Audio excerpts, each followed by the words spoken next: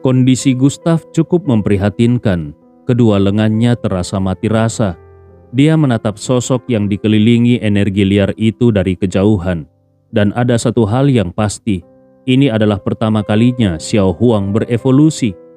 Sebelumnya Xiao Huang tampak lemah dan sering mengantuk, tetapi sekarang dia mulai menunjukkan aura sebagai binatang buas purba.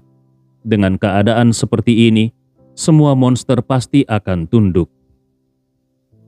Bahkan, para kultivator yang memiliki hati Dao yang tidak stabil pasti akan merasa ketakutan. Dari kekuatan yang barusan dilepaskan, satu serangan santai dari Xiao Huang sudah melampaui kekuatan Gustav sendiri, bahkan mendekati tingkat yang melampaui ranah alam Void Return. Saat ini, ekspresi Gustav penuh dengan keterkejutan.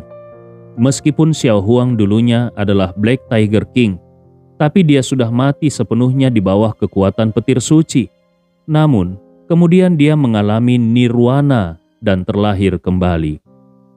Sumber utama kebangkitannya berasal dari kekuatan seorang ahli yang terkubur di makam reinkarnasi. Bisa dikatakan, Xiao Huang yang sekarang bukan lagi Black Tiger King yang dulu, tetapi telah setara dengan raja segala monster. Kalau evolusi pertamanya saja sudah sekuat ini, bagaimana nanti selanjutnya? Selain itu, mata merah Xiao Huang yang lain sebenarnya menyimpan kekuatan seperti apa? Gustav belum sempat berpikir lebih jauh. Xiao Huang sudah kembali menghantam tanah dengan cakarnya. Saat ini matanya tampak sangat asing. Gustav adalah satu-satunya makhluk hidup di sekitarnya, sehingga secara alami menjadi targetnya. Dasar kolam bergetar hebat dan permukaan air bergolak seperti tsunami yang dengan ganas menggulung ke arah Gustav. Pada saat yang sama, aura pembantaian dan kekuatan petir suci menyatu, membentuk pedang raksasa sepanjang 100 meter, lalu melesat gila-gilaan ke arah Gustav. Gustav terkejut. "Xiao Huang, kau tidak perlu seganas ini bukan? Naga darah, datanglah!" Naga darah langsung turun dari langit dan menyatu ke dalam tubuh Gustav. Gustav tidak berani meremehkan Xiao Huang yang sedang dalam keadaan meledak. Kekuatan petir suci menyelimuti tubuhnya. Dari pedang pembunuh naga surgawi, kekuatan dahsyat meledak keluar. Energinya begitu kacau. Kalau bukan karena kondisi Gustav cukup baik, dia pasti sudah terluka.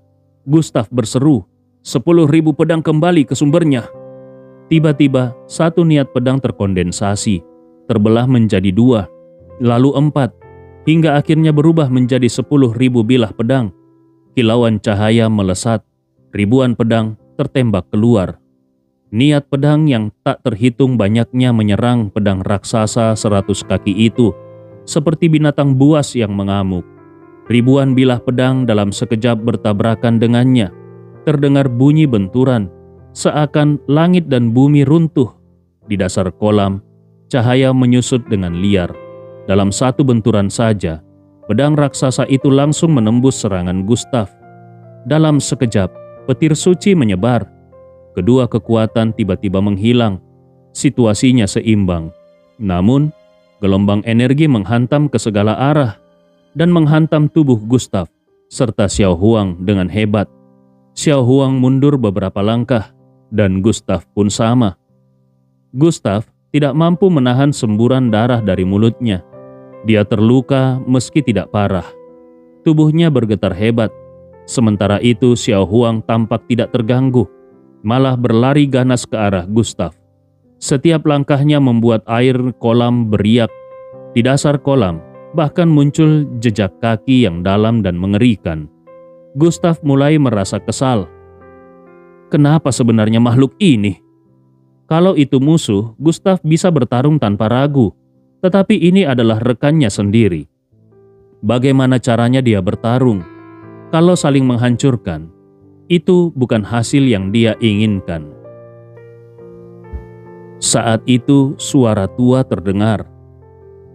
"Muridku, sebenarnya ini normal. Makhluk itu sudah menelan begitu banyak tekanan para ahli di tangga langit. Ditambah kekuatan penuh dari serigala darah berkepala 9.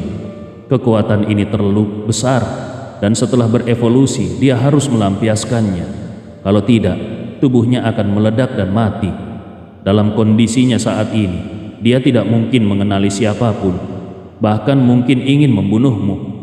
Namun untungnya kalian berada di kolam pemandian naga.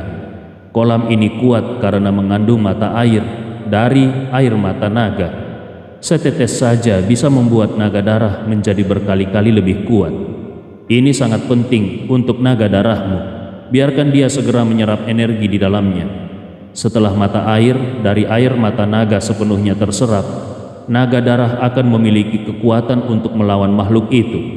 Pada saat itu, membiarkan kedua makhluk itu melampiaskan kekuatan mereka secara bersama bisa menjadi pilihan yang baik. Gustav terkejut. Akhirnya dia mengerti kenapa sebelumnya Lin Qingxuan menekankan pentingnya kolam pemandian naga bagi naga darah dan Xiao Huang. Tiba-tiba dia teringat sesuatu dan bertanya, "Lalu, bagaimana sebelum naga darah menyerap mata air dari air mata naga?" Mata Lin Qingxuan sedikit menyipit dan dia berkata dengan tenang, "Itu tergantung pada seberapa lama kau bisa bertahan melawan makhluk itu." Begitu selesai bicara, Lin Qingxuan menghilang. Saat itu juga, Xiao Huang yang diliputi aura pembantaian yang mengerikan kembali menerjang dengan liar. Dia bagaikan raja yang mengamuk. Gustav tidak lagi berpikir panjang. Dia memaksa keluar setetes darah esensial ke pedang pembunuh naga surgawi, lalu menebaskannya dengan gila. Satu orang dan satu binatang, keduanya membawa kekuatan petir suci dan bertabrakan seperti dua bola petir yang saling menghantam. Naga darah awalnya ingin membantu, tetapi Gustav segera berteriak, "Naga darah, cepat serap mata air dari air mata naga, cepat!" Mendengar itu, mata naga darah menunjukkan sedikit keraguan, tetapi akhirnya dia segera melesat ke bagian tergelap kota kuno. Di kedalaman sana, samar-samar terdengar raungan naga yang lemah, seakan datang dari zaman kuno. Di dasar kolam, Gustav dan Xiao Huang terus bertarung. Meskipun tubuh Xiao Huang tidak besar, satu hantaman cakarnya sudah cukup untuk membuat darah Gustav bergejolak. Gustav terus-menerus terluka. Dia berjalan di ambang hidup dan mati. Xiao Huang jelas tidak bisa melukai Gustav lebih parah lagi. Tetapi matanya yang buas semakin dipenuhi amarah, seolah-olah seseorang sedang menantang otoritasnya. Pertempuran di dasar kolam membuat orang-orang di atas kolam pemandian naga merasa sangat tidak nyaman. Petir suci yang tak berujung berkeliaran di dalam mata air. Salah satu jenius dengan tingkat kultivasi dan bakat yang sedikit lebih lemah sama sekali tidak bisa menahannya. Perisai energi sejatinya langsung hancur. Petir suci dan aura pembantaian benar-benar menelannya. Dia pun langsung berteriak, "Tuan Jingsui, selamatkan aku!" Dia ingin pergi, tetapi kemudian dia menyadari kalau petir suci itu seperti jaring listrik yang mengikatnya dan membuatnya tidak bisa melarikan diri. Yang lebih buruk lagi, energi sejati di dantiannya terasa seperti diserap dengan gila-gilaan. Tingkat kultivasinya mulai menurun. Mata Tuan Jingsui menyipit tajam. Dengan satu langkah, dia melayang di atas kolam pemandian naga dan langsung menangkap tangan pemuda itu, lalu menariknya dengan keras ke permukaan air. Namun, sudah terlambat. Petir suci dan aura darah pembantaian tiba-tiba menyusut, dan tubuh pemuda itu langsung meledak. Di dalam kolam pemandian naga, mata Ji Shiking, Wei Ying, pemuda berjubah Dao, dan semua orang yang tersisa menjadi sangat serius. Baru beberapa jam berlalu, namun dua jenius sudah gugur. Dari 8 orang yang masuk, kini hanya tersisa 6. Siapa yang akan menjadi yang berikutnya? Dahi Tuan Jingsui mengerut dalam. Dia tidak tahu apa yang terjadi di dasar kolam pemandian naga. Tetapi satu hal yang pasti, kali ini bahaya di kolam ini jauh lebih besar, bahkan 10 kali lipat dari pembukaan sebelumnya. Setelah mempertimbangkan semuanya, dia berkata kepada Ji Shiking, Wei Ying, dan yang lainnya, kolam pemandian naga kali ini sangat berbahaya. Jangan lagi mencoba memahami atau menyerap energinya. Cepat keluar, kalau tidak, akibatnya tidak akan terbayangkan. Namun, hanya seorang pemuda berbaju hitam yang memilih kembali ke sisi Tuan Jingsui demi keselamatannya sendiri. 5 orang lainnya tetap tinggal untuk menyerap energi. Menurut mereka, kekayaan hanya bisa diraih dalam bahaya. Mereka sudah berjuang sampai sejauh ini demi peluang besar. Bagaimana mungkin mereka menyerah begitu saja? Tuan Jingsui hanya bisa menggelengkan kepalanya dengan pasrah dan tidak lagi ikut campur. Untungnya setelah setengah jam, dari 5 orang yang tersisa, 4 diantaranya mulai mengalami terobosan. Energi terobosan mereka sangat liar, membuat kolam pemandian naga bergejolak dan gelombang besar bergulung-gulung dengan dahsyat. Satu-satunya yang tidak mengalami terobosan adalah pemuda berjubah dao itu. Dia semakin menyelam ke dalam air.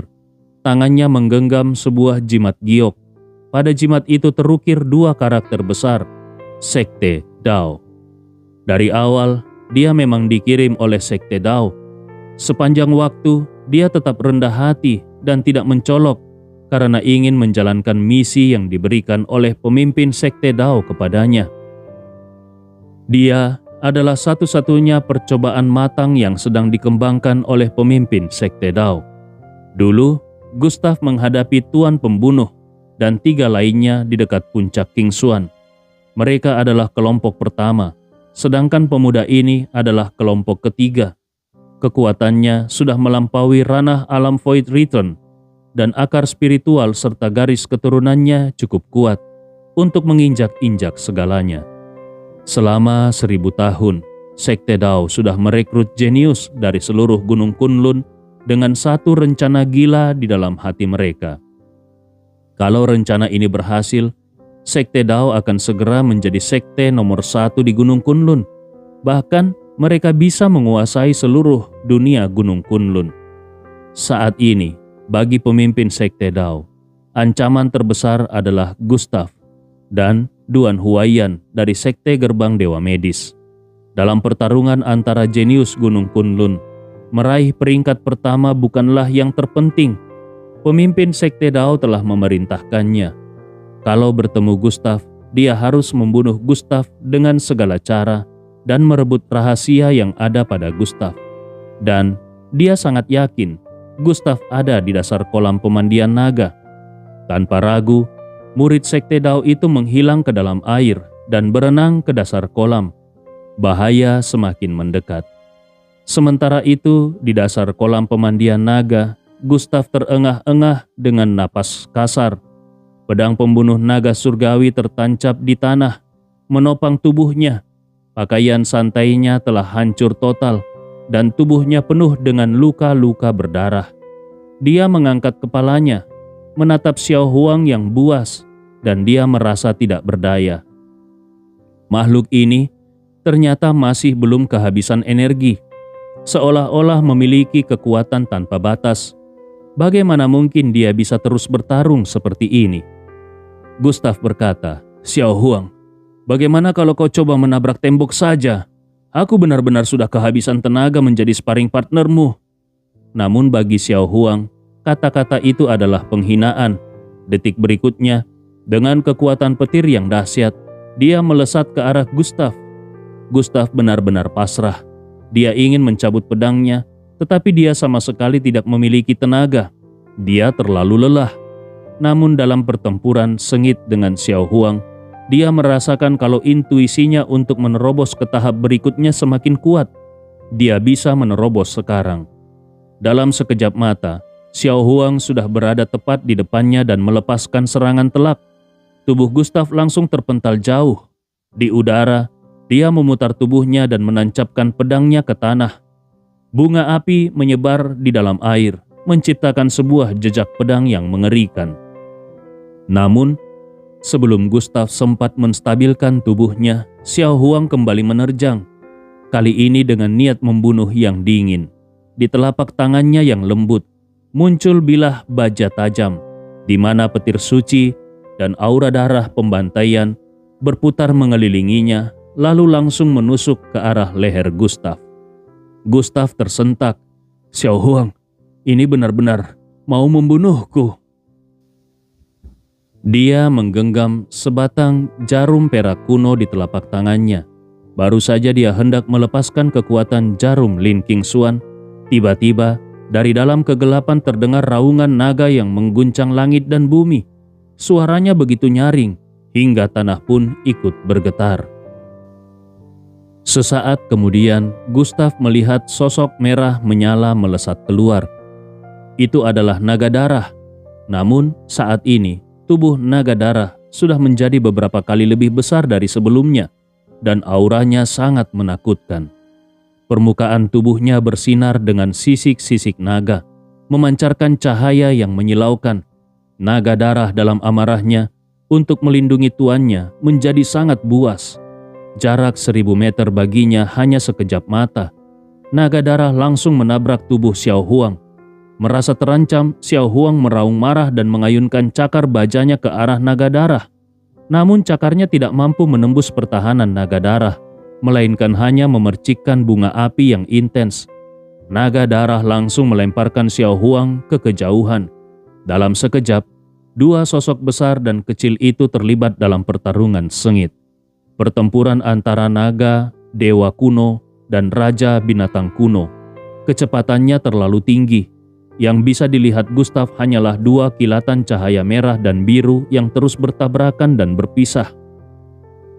Seluruh kolam pemandian naga berguncang hebat. Gelombang energi meledak ke segala arah. Dinding-dinding yang retak semakin hancur. Gustaf menghembuskan nafas panjang. Dia memutuskan untuk mengabaikan pertarungan mereka. Saat ini, yang terpenting adalah menerobos dan berkultivasi. Di dalam air kolam pemandian naga, tidak hanya terdapat mata air dari air mata naga, tetapi juga energi spiritual cair, di mana berkultivasi sehari di sini setara dengan berkultivasi setahun di Gunung Kunlun. Kesempatan ini tidak boleh disia-siakan. Gustaf tidak ragu lagi. Dia duduk bersila dan mulai mengaktifkan teknik 9 langit matahari agung. Sebelumnya, di puncak Qingxuan, dia terhenti di tingkat ketiga ranah alam suci. Kali ini, setidaknya dia harus menerobos ke tingkat kelima. Sebelumnya, ketika Duan Leiren menghilang, cahaya bintang itu masih tertinggal di dalam dantiannya. Tanpa diragukan lagi, ini adalah kekuatan terkuat yang membantunya menerobos ke tahap berikutnya. Energi spiritual di kolam pemandian naga terpisah dan mengalir deras, membentuk pusaran di sekitar tubuh Gustaf. Di dalam pusaran itu, satu sisi terasa dingin menusuk, sementara sisi lainnya membara dengan panas yang menyengat. Di dalam dantian Gustaf, energi sejati bergolak dahsyat. Semua kekuatan, layaknya ribuan pasukan kavaleri, menerjang penghalang yang menghambat terobosannya. Pada momen ini, tubuh Gustaf adalah medan perang. Segala sesuatu di sekelilingnya tampak seakan membeku dalam keheningan. Bahkan pertarungan ganas antara naga darah dan Xiao Huang pun tidak bisa mengganggunya. Teknik 9 langit matahari agung berputar tanpa henti. Tak terhitung berapa kali sudah mengalir melalui tubuhnya. Gustaf sendiri tidak tahu di mana batas kemampuannya. Sesaat kemudian, energi spiritual yang tak berujung menghantam dan sebuah penghalang pecah seketika. Seluruh tubuh Gustaf bersinar dengan cahaya keemasan yang samar. Sensasi ini luar biasa, namun ini belum berakhir. Gustaf melanjutkan perjalanannya untuk menerjang penghalang berikutnya. Gelombang demi gelombang, energi meluap dari dantiannya, lalu berkumpul kembali di pusatnya. Dantiannya terus berkembang. Semakin banyak energi dari kolam pemandian naga yang mengalir menuju tubuhnya. Tiba-tiba, batu kecil di sakunya melesat keluar. Batu itu mulai menyedot energi dari kolam secara gila-gilaan untuk digunakan oleh makam reinkarnasi. Satu orang dan satu batu, mereka mulai menjarah seluruh sumber daya kolam pemandian naga. Orang pertama yang menyadari perubahan ini adalah Ji Siqing dan Wei Ying. Mereka membuka mata, saling berpandangan, dan menemukan keheranan yang sama di dalam tatapan masing-masing. Kenapa energi kolam pemandian naga menghilang? Padahal mereka belum menyerap terlalu banyak. Meski energi kolam terus disedot, bahaya di dalamnya semakin kuat. Gelombang besar berulang kali menghantam tubuh mereka. Mereka segera mengaktifkan penghalang energi sejati untuk melindungi diri. Tetapi rambut mereka tetap basah akibat hempasan air. Ji King berkata dengan tegas, "Entah kenapa energi kolam ini terkuras begitu cepat. Waktu kita tidak banyak, gunakan teknik rahasia masing-masing untuk merebutnya." Kemudian dia menyentuhkan satu jari ke dahinya. Sekilas cahaya meluncur keluar. Cahaya itu berubah menjadi sebuah tangan raksasa yang langsung menjarah energi yang hampir menghilang. Lalu tangan itu melepaskannya langsung ke dalam tubuh Ji King. Ji King menyunggingkan senyum tipis, lalu melanjutkan kultivasi dan terobosannya. Wei Ying menyipitkan matanya. Dia memang tidak memiliki teknik sehebat Ji King, tetapi dia memiliki tubuh dingin darah jahat. Wei Ying bergumam, "Tubuh dingin darah jahat, untuk sementara aku serahkan kendali tubuhku kepadamu. Kalau energi ini benar-benar habis, jangan harap kau bisa mencapai tujuanmu." Dalam sekejap tatapan Wei Ying berubah. Begitu dingin dan tidak berperasaan. Ini adalah wujud penuh dari tubuh dingin darah jahat. Dia menatap sekeliling. Dia tidak melihat Gustav, lalu kemudian mendengus dingin. Sampah itu tidak ada di sini. Baru saja dia menyelamatkan nyawanya. Kalau tidak, aku pasti akan membuatnya menyesal telah dilahirkan di dunia ini. Wilayah es beku, aktifkan. Begitu kata-katanya jatuh, area 10 meter di sekelilingnya langsung membeku total, berubah menjadi es yang tebal. Energi di sekelilingnya pun berhenti menghilang. Dia duduk di atas es beku, lalu melanjutkan kultivasi dan terobosannya. Selain mereka berdua, para jenius lainnya tidak memiliki teknik sehebat itu. Menyadari kolam pemandian naga sudah kehilangan energi spiritualnya dan kini menjadi semakin berbahaya, mereka pun memilih untuk segera meninggalkan tempat ini.